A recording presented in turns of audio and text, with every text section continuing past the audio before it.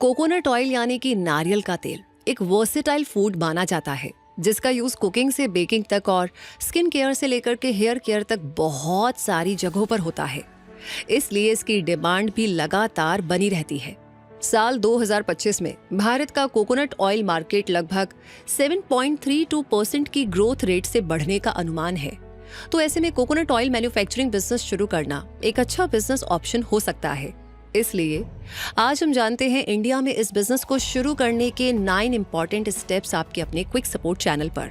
Number 1, research and planning. अपने business को शुरू करने से पहले आपको प्रॉपर मार्केट रिसर्च और प्लानिंग करनी होगी। इस रिसर्च में ये पता लगाइए कि आपके एरिया में और पूरे इंडिया में कोकोनट ऑयल की कितनी डिमांड है, लोग कौन सा कोकोनट ऑयल सबसे ज्यादा खरीद रहे हैं, प्योर, रिफाइंड या ऑर्गेनिक। ये भी क्लियर कीजिए कि आप एडिबल कोकोनट ऑयल बनाने वाले हैं या सेंटेड कोकोनट ऑयल या फिर कॉस्मेटिक कोकोनट ऑयल। इसके बाद अपने टारगेट कस्टमर्स को पहचानिए। वो रिटेल कस्टमर्स हैं या स्टोर्स, होटल्स और कंपनीज में से कोई है। इस रिसर्च में आपको अपने कॉम्पिटिटर्स के बारे में भी पता लगाना होगा। वो कौन है और किस प्राइस पर अपने प्रोडक्ट्स ऑफर कर रहे हैं, वो अपने प्रोडक्ट्स की मार्केटिंग कैसे कर रहे हैं, ये सब आपको समझना होगा और उनसे सीखकर अपनी स्किल्स को इम्प्रूव करना होगा। इस मार्केट रिसर्च के बेस पर आपको फाइनेंशियल प्लानिंग करनी होगी, जिसमें आप ये एस्टिमेट लगाएंगे कि इस बिजनेस को रन करने के लिए मशीनरी, स्पेस, रॉ मटेरियल्स और मार्केटिंग के लिए कितना फंड चाहिए। अगर आप इसके लिए एक बजट बना लेंगे तो आपको ज्यादा क्लैरिटी मिलेगी। Number 2, legal formalities and company setup. Coconut oil manufacturing business के लिए आपको लीगल रिक्वायरमेंट्स को भी पूरा करना होगा और कंपनी सेटअप भी करना होगा। इसके लिए आप अपनी कंपनी को प्रोप्राइटरशिप, पार्टनरशिप या प्राइवेट लिमिटेड कंपनी के तौर पर रजिस्टर करें। अगर आपका बिजनेस जीएसटी क्राइटेरिया में आता है तो जीएसटी रजिस्ट्रेशन भी लीजिए। अगर आप एडिबल ऑयल बनाएंगे तो आपके पास FSSAI यानी food safety and standards authority of India का लाइसेंस होना भी जरूरी है। और अगर आप कॉस्मेटिक कोकोनट ऑयल बना रहे हैं तो आपको कॉस्मेटिक प्रोडक्ट लाइसेंस भी लेना पड़ सकता है। गवर्नमेंट स्कीम्स का बेनिफिट लेने के लिए आप MSME यानी micro, small and medium enterprises के अंडर रजिस्ट्रेशन भी कर सकते हैं। इनके अलावा आपके पास trade licence, factory licence, packaging licence और पोल्यूशन कंट्रोल बोर्ड की परमिशन होना भी कंपलसरी हो सकता है। Number 3, location and infrastructure. Business की ग्रोथ और सक्सेस के लिए सही लोकेशन और इंफ्रास्ट्रक्चर होना भी बहुत जरूरी होता है। एक small scale coconut oil plant के लिए जनरली 1000 स्क्वायर फीट का शेडेड एरिया और 3000 स्क्वायर फीट लैंड की जरूरत होती है। ये स्पेस स्टोरेज, प्रोडक्शन, पैकेजिंग और ऑफिस फंक्शंस के लिए यूज होता है। तो जब भी आप लोकेशन को चूज कर रहे हैं तो उस टाइम आप रिलायबल इलेक्ट्रिसिटी और वाटर सप्लाई जैसे फैक्टर्स को जरूर से कंसिडर करें और साथ ही इजी ट्रांसपोर्टेशन और लोकल लेबर की अवेलेबिलिटी भी। वैसे आप जिस फैक्ट्री स्पेस को चुने उसमें raw material storage, oil extraction, filtering और पैकेजिंग के लिए सेपरेट एरियाज होंगे तो आपके लिए प्रोडक्शन प्रोसेस काफी आसान हो जाएगा। एफिशिएंसी बढ़ जाएगी और प्रोडक्ट क्वालिटी भी बेहतर होगी। इसलिए लोकेशन और इंफ्रास्ट्रक्चर सिलेक्ट करते समय इन सभी बातों को ध्यान में रखें। Number 4, funding. स्मॉल स्केल पर कोकोनट ऑयल मैन्युफैक्चरिंग बिजनेस शुरू करने के लिए 5 से 20 लाख तक की फंडिंग चाहिए होती है और इससे बड़े स्केल पर ये फंडिंग 20 लाख से 1 करोड़ रुपए तक पहुंच सकती है और उससे ज्यादा भी हो सकती है। अब इतना फंड कलेक्ट करने के लिए आप अपने पर्सनल इन्वेस्टमेंट और बैंक लोन की मदद तो ले ही सकते हैं, लेकिन इनके साथ ऐसी कई गवर्नमेंट स्कीम्स हैं जहां से आप फंडिंग कलेक्ट कर सकते हैं, जैसे मुद्रा योजना जो स्मॉल बिजनेसेस को लोन देती है, credit guarantee fund trust for micro and small enterprises यानी कि CGTMSE micro and small businesses को लोन पर गारंटी देने वाली स्कीम है। इसी तरह Khadi and village industries commission का prime minister's employment generation programme यानी PMEGP और कोकोनट डेवलपमेंट बोर्ड दोनों ही ऑर्गेनाइजेशंस अपनी स्कीम्स के जरिए इस बिजनेस के लिए फाइनेंशियल और असिस्टेंस और सपोर्ट प्रोवाइड कराती हैं। Number 5, machinery and equipment. Coconut oil produce करने के लिए आपको copra dryer, oil expeller, oil filter machine, storage tanks और पैकेजिंग मशीन्स की जरूरत होगी। अगर आप सूखे नारियल यानी खोपरे से तेल निकालेंगे तो कोपरा ड्रायर होना जरूरी है। वहीं मशीन से नारियल का तेल निकालने के लिए ऑयल एक्सपेलर की जरूरत होगी, जिसे रोटेरी घानी भी कहा जाता है। कोल्ड प्रेस्ड ऑयल के लिए यही मशीन सूटेबल होती है। कोल्ड प्रेस्ड ऑयल बनाने के लिए आपके पास हाइड्रोलिक प्रेस और एक्सपेलर प्रेस जैसी मशीन्स होना भी जरूरी होगा। तेल से अशुद्धियां हटाने के लिए ऑयल फिल्टर मशीन की जरूरत पड़ती है और तेल को स्टोर करने के लिए बड़े स्टोरेज टैंक्स चाहिए होते हैं। स्टेनलेस स्टील या फूड ग्रेड प्लास्टिक से बने टैंक लंबे समय तक तेल की क्वालिटी मेंटेन रख पाते हैं। तेल को बोतल या पाउच में भरने और सील करने के लिए पैकेजिंग मशीन्स यूज की जाती हैं, जो ऑटोमेटिक या सेमी ऑटोमेटिक हो सकती हैं। तो इनमें से आप किस क्वालिटी और एफिशिएंसी की मशीन्स और इक्विपमेंट खरीदें, ये आपके बिजनेस की स्केल और प्रोडक्ट क्वालिटी पर डिपेंड करेगा। Number 6, raw material sourcing.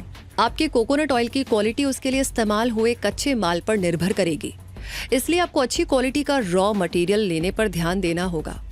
इसके लिए आप सीधे किसानों से कोकोनट ले सकते हैं। इसके अलावा होलसेल सप्लायर्स और कोकोनट मार्केट से भी इन्हें लिया जा सकता है।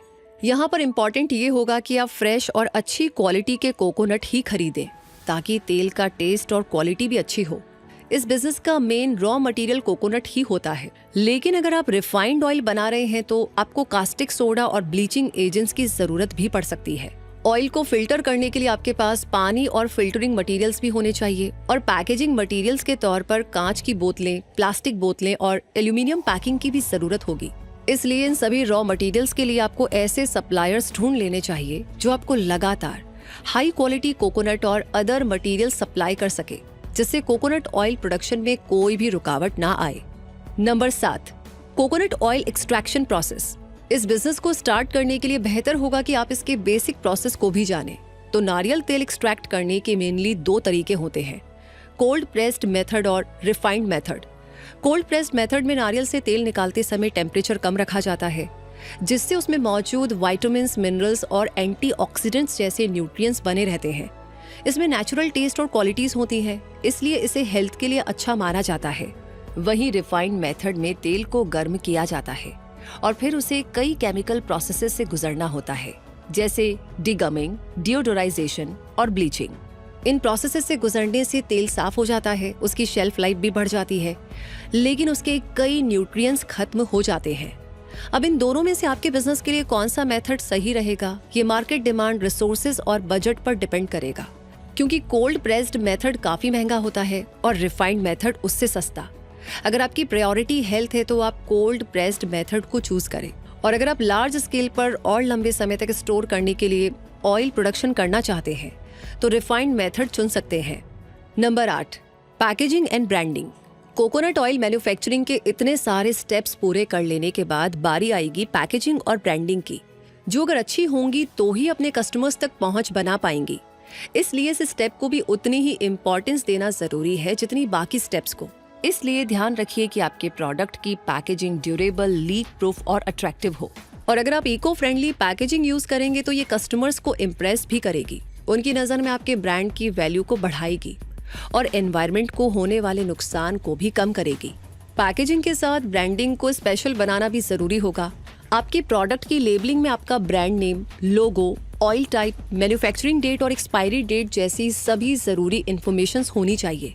और ध्यान रखिए कि अगर आपका ब्रांड नेम और लोगो अट्रैक्टिव और इजी हुए तो ये मार्केट में आपके प्रोडक्ट की पहचान भी बनाएंगे और कस्टमर्स को आपके ब्रांड से जुड़ने और जुड़े रहने के लिए एनकरेज भी करेंगे। और इस बिजनेस को शुरू करने का लास्ट स्टेप होगा number 9, marketing and sales strategy. अगर आप एक solid marketing and sales strategy बनाएंगे तो ये बहुत जल्द आपके प्रोडक्ट को मार्केट में स्टैब्लिश कर देगी और कस्टमर्स की जुबान पर भी। इसके लिए आपको ऑनलाइन और ऑफलाइन दोनों सेल्स पर फोकस करना चाहिए। ऑनलाइन सेल्स के लिए आप अपने ब्रांड की वेबसाइट बनाइए, जहां पर कस्टमर्स आपके प्रोडक्ट को आसानी से देख सके और ऑर्डर भी कर सके। इसी तरह आप सोशल मीडिया प्रमोशन के जरिए भी अपने कस्टमर्स को अट्रैक्ट कर सकते हैं और अपने प्रोडक्ट को Amazon, फ्लिपकार्ट, बिग बास्केट जैसी ऑनलाइन शॉपिंग वेबसाइट पर भी बेच सकते हैं। ऑफलाइन सेल्स के लिए आप अपने प्रोडक्ट को लोकल स्टोर, सुपरमार्केट्स और ग्रोसरी चेन में सप्लाई कर सकते हैं और होलसेलर्स के साथ जुड़ करके अपने प्रोडक्ट को छोटी दुकानों और डिस्ट्रीब्यूटर्स तक भी पहुंचा सकते हैं। अपने प्रोडक्ट को ज्यादा से ज्यादा लोगों तक पहुंचाने के लिए आप न्यूज़पेपर्स, टीवी, रेडियो और डिजिटल प्लेटफॉर्म्स के जरिए एडवर्टाइजिंग और प्रमोशन का यूज भी जरूर करें।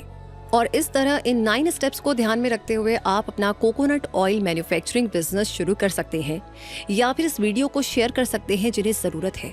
और इसकी सक्सेस के लिए solid planning, quality control, effective branding और स्मार्ट मार्केटिंग स्ट्रेटेजी सब कुछ जरूरी होगा। ये हमेशा याद रखें। तो वीडियो यहीं पर कंप्लीट होता है। इस बिजनेस के बारे में आपकी अपनी क्या राय है, कभी आपने ट्राई किया है या फिर आपका पर्सनल कोई एक्सपीरियंस है तो प्लीज हमें जरूर बताएं। साथ ही कमेंट सेक्शन में अपना प्यार और सपोर्ट हमारी पूरी टीम के लिए हमेशा की तरह शेयर करते रहिए, क्योंकि यही होता है एक असली मोटिवेशन हमेशा आप तक वीडियोस और जानकारियां पहुंचाने का। साथ ही अपने टॉपिक्स हमें भेजते रहिए और लाइक ऑलरेडी इस वीडियो को कर दिया है तो ज्यादा से ज्यादा शेयर करना बिल्कुल ना भूले। बाकी ऐसी जानकारियां आपको हमेशा मिलती रहे उसके लिए क्विक सपोर्ट चैनल को सब्सक्राइब करके बेल आइकन को प्रेस कर दीजिए। और तब तक के लिए मैं रूबी पारिक आपसे कहूंगी कि हमेशा अपने आप को अपडेट रखें हर छोटी बड़ी जानकारी से, हमेशा ग्रो करते रहें क्विक सपोर्ट के साथ। धन्यवाद।